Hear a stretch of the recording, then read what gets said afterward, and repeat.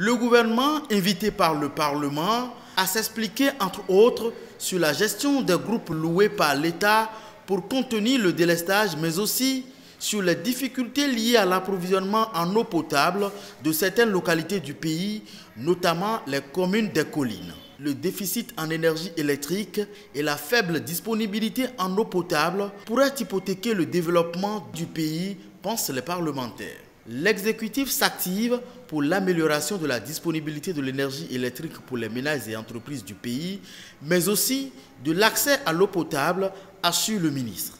Il est revenu sur une longue liste de projets en cours d'exécution pour les uns, en conception pour les autres, dans le but d'inverser la tendance actuelle. Pour résoudre durablement ce problème et appuyer efficacement la relance de la croissance économique, le gouvernement inscrit donc dans son plan d'action pour le secteur de l'énergie 4 projets phares pour le secteur de l'énergie pour près de 761 milliards et 3 projets phares pour le domaine de l'eau pour un équivalent de 520 milliards de nos francs.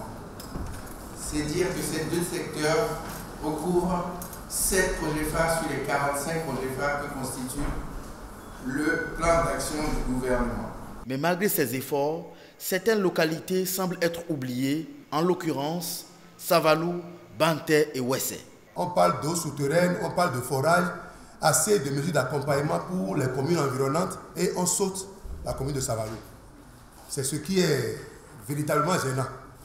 Quand on reconnaît très bien ce qui se passe en matière de pénurie dans cette commune-là, aucune mesure d'accompagnement, aucune.